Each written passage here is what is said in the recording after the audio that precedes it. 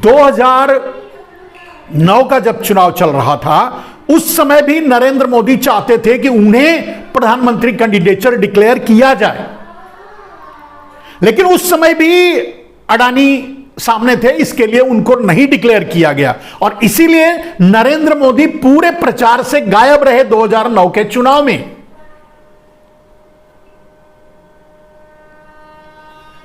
तो अडानी, मैं कहना यह चाहता हूं मेरे दोस्त कि अडानी के कंधे पर नरेंद्र मोदी की राजनैतिक कैरियर है और मोदी के कंधे पर अडानी का अंपायर, अडानी रामदेव जैसे लोगों का अंपायर खड़ा है।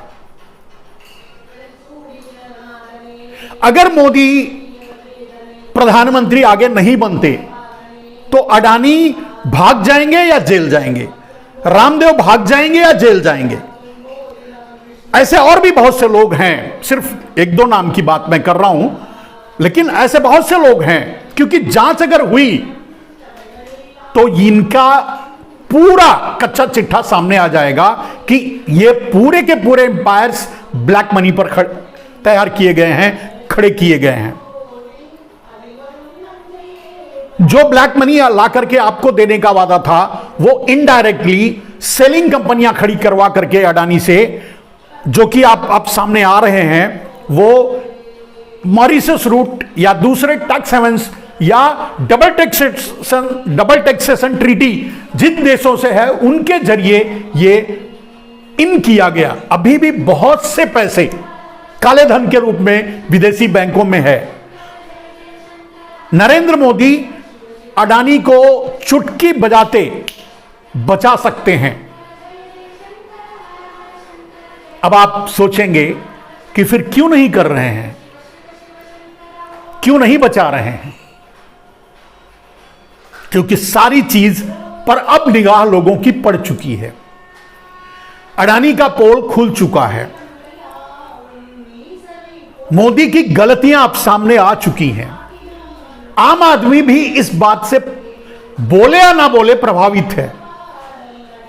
भारतीय जनता पार्टी की पूरी भारतीय जनता पार्टी, किसी से भी आप पूछ लो, वो भी इस बात को समझती है, मानती है, जानती है। और ये जो मैंने कहा कि नरेंद्र मोदी 2009 में भी प्रधानमंत्री कैंडिडेचर डिक्लेयर करवाना चाहते थे, 2014 में तो उन्होंने करवा ही लिया। वो प्रधानमंत्री कैंडिडेचर डिक्लेयर होने के पीछे मात्र एक राज था कि नरेंद्र मोदी पूरे पैसे की जिम्मेदारी ले रहे थे।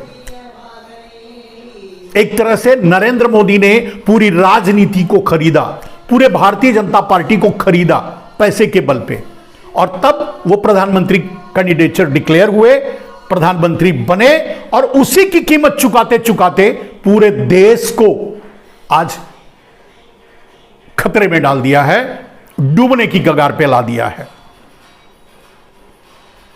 तो सबसे पहली बात आज जो मैंने कहा था कि एफपीओ सब्सक्राइब ही नहीं हुआ था, सब्सक्राइब नहीं हुआ था, ये किसी से भी मैं ये बात कह रहा हूं, लेकिन हर शेयर मार्केट का थोड़ा बहुत जानकार जो शेयर मार्केट में जाकर के छोटे इन्वेस्टर हैं, वो भी जानते हैं कि ये सिर्फ वादा किया जाता है, पैसे दिए नहीं जाते। यानी एफपीओ सब्सक्राइब हुआ सिर्फ वादे पर, सेटलमेंट पे नहीं, पेमेंट उसके नहीं मिले हैं। अडानी को जो रिटर्न करना है वो आम छोटे मोटे इन्वेस्टर या जो पहले इंस्टीट्यूशनल कुछ पैसे वो लगाए होंगे और आ गए होंगे, वो वही रिटर्न करने हैं। अंबानी और मित्तल और फिर दूसरे अबू धाबी की कंपनी, ये सब कोई पैसा इनको नहीं दिया है। ये तो एक खेल चला है सिर्फ उनके इमेज को बचाने का। चलो ये देख करके समझ जाएंगे। पहला दांव अडानी ने खेला, और डेफिनेटली मोदी के इशारे पर खेला होगा, कि राष्ट्रवाद का नारा दिया कि भारत खतरे में है, भारतीयता खतरे में है, विदेशी कंपनी साजिश कर रही है, वगैरह वगैरह। पहला दांव फेल हो गया, लोगों को विश्वास नहीं हुआ। दूसरा दांव उन्होंने खेलने की कोशिश की, हमारा एफपीओ सब्सक्राइब हो गया, यानी लोगों को अब भी हम पर भरोसा है। वो भी झूठ और वो भी मतलब स्कैंडल, आप पता कर सकते हैं। कोई पैसा नहीं दिया, कोई सब्सक्रिप्शन फुल नहीं हुआ। अगर मान लीजिए ये स्कैंडल नहीं होता, तब भी अगर ये सब्सक्रिप्शन ये एफपीओ फुल हो गया होता, 3 बार 4 बार 10 बार ओवर हो गया होता, वो भी कोई पैसा देता नहीं, ट्रांसफर नहीं करता, सिर्फ वादा करता है कि आप मुझे दे दीजिए। उस वादे के अनुसार वो कह सकते थे कि इतना हुआ, तो उसके बाद क्योंकि उनकी चल रही थी, सरकार उनकी थी, प्रधानमंत्री इनडायरेक्टली वही थे, तो लोगों को जिसके अनुसार शेयर देते, जिसको एफपीओ देना था दे सकते थे। तब भी मैनिपुलेशन यही होता, और तब भी आम आदमी ही फंसता उसमें। डायरेक्ट पेमेंट करके शेयर लेने का काम सिर्फ आम आदमी ही करता है, और वही लुटता है, वही डूबता है। तो ऐसा नहीं हुआ, मतलब नॉर्मल होता तब भी यही होता। और अब जो अडानी कह रहे हैं वो गलत कह रहे हैं। सच ये है कि उनके पास उनका एफपीओ सब्सक्राइब ही नहीं हुआ। और ये आप सोच लो, अगर एफपीओ सब्सक्राइब होता तो फिर शेयर क्यों गिरता? बहुत साधारण सी बात है, छोटी सी बात है। भाई हमारा ये माने ये पेंसिल खरीदने के लिए आप तैयार नहीं है, ये पेन खरीदेंगे? अगर भरोसा नहीं तो दोनों पर नहीं है। भाई ये पेंसिल मैं शेयर के नाम से बेच रहा हूं, तब आप नहीं खरीद रहे हैं। यही पेंसिल मैं एफपीओ के नाम से बेच रहा हूं, तो आप खरीद रहे हैं, और खरीदने वाले सब्सक्राइब हो रहे हैं, और लोग आ रहे हैं लेने के लिए। ये तो झूठ है ना, ये तो नकली है ना, तो बात ही गलत है।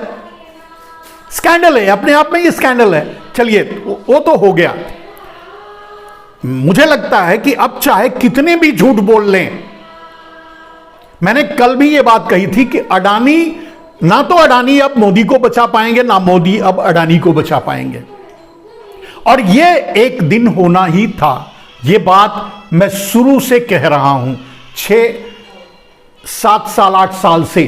25 जून, उसके पहले मैं मोदी का सपोर्टर हुआ करता था, मैं उनका वोटर था, मैं उनके साथ काम कर रहा था, मतलब उनके लिए। लेकिन 25 जून के बाद से ही, जिस दिन उन्होंने काले धन को राष्ट्रीय संपत्ति घोषित करने की बजाय, संसद में बिल लाने की बजाय, उन्होंने एसआईटी गठित कर दी, उसी दिन यह समझ में आ गया कि सब कुछ धोखा है, सिरे से लेकर, सर से लेकर पांव तक। और तब से यह बात कह रहा हूं, आज भी वही बात कह रहा हूं। और तब भी ये कह रहा था कि मोदी जो भी कर रहे हैं वो गलत कर रहे हैं। अगर वो चाहते हैं कि पूरे भारत को वो गुजरात में बैठकर चलाएं, या पूरे भारत को गुजरातियों से चलवाएं, या पूरे भारत की संपत्ति को गुजरातियों को ट्रांसफर कर दें, गुजरात को ट्रांसफर कर दें, गुजरात में भारत की राजधानी ले जाकर के बसा दें, यह संभव नहीं है। और यही गलत कर रहे थे नरेंद्र मोदी। और इसीलिए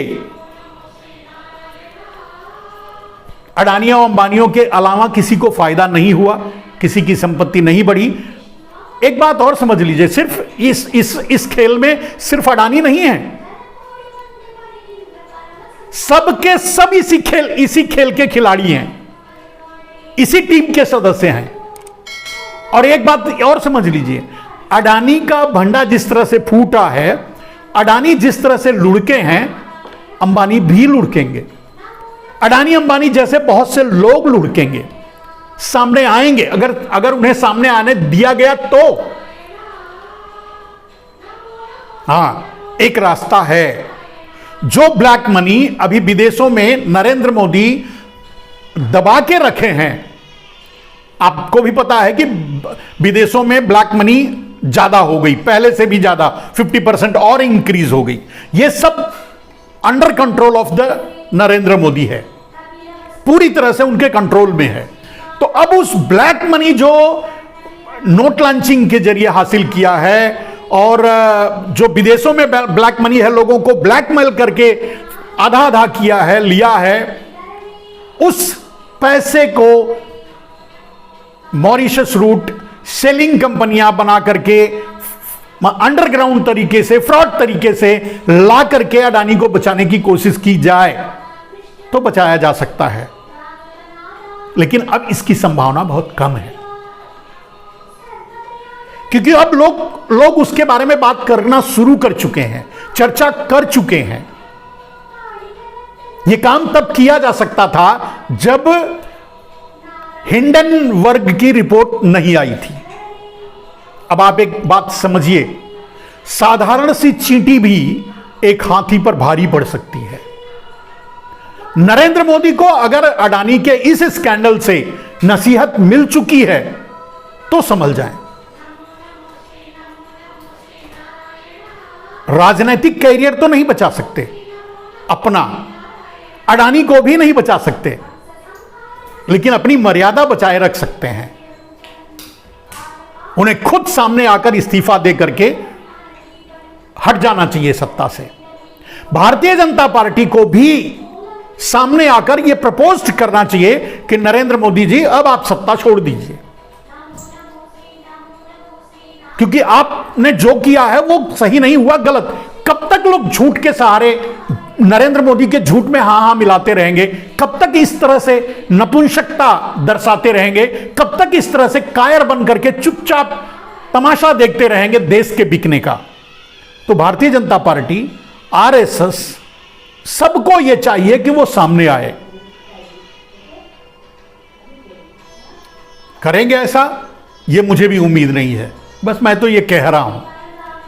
भारतीय जनता पार्टी में जो हैं, जिन्हें लगता है, चाहे जो भी हो, जैसे योगी जी हैं या जो लोग भी हैं जो बड़े पदों पर हैं, जिनकी चलती है, उनको सामने आना चाहिए और अब मोदी को मार्गदर्शक मंडल में डाल देना चाहिए, वरना वो पूरे देश को पाकिस्तान और श्रीलंका पहुंचाकर दम लेंगे, कचरे के डब्बे में डालकर छोड़ देंगे। तब सामने आने से भी कुछ नहीं होगा। किसी भी एक उद्योगपति को फायदा पहुंचाना, अगर, लेकिन इस हद तक, इस पागलपन तक कि जो भी देश में होगा वो अडानी को बिकेगा, जो भी बनाएंगे अडानी बनाएंगे, जो भी हम बनाए देश और पैसे सरकार, देश आम आदमी के पैसे से बनेगा वो अडानी को बेचेंगे। ये जो मानसिकता नरेंद्र मोदी के दिमाग पे चढ़ गया था बुखार की तरह, वो गलत तब भी था, आज भी है और कल भी रहेगा। लोग कब जागते हैं, लोग आवाज कब उठाते हैं, ये देखने की बात है।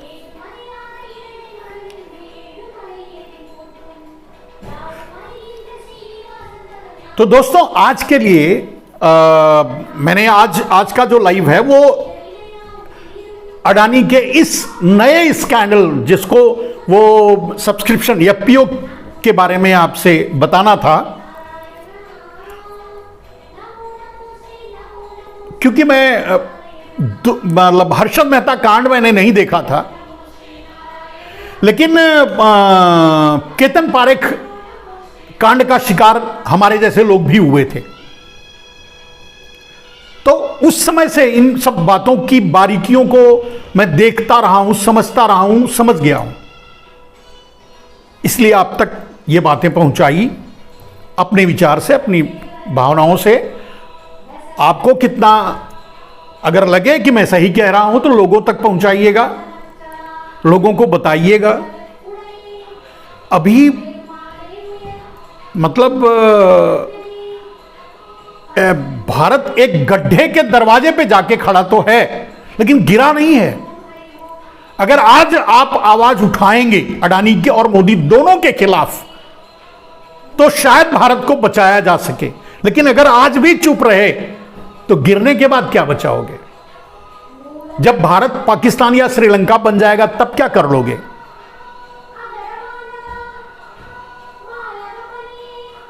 आज के लिए बस इतना ही। जय हिंद।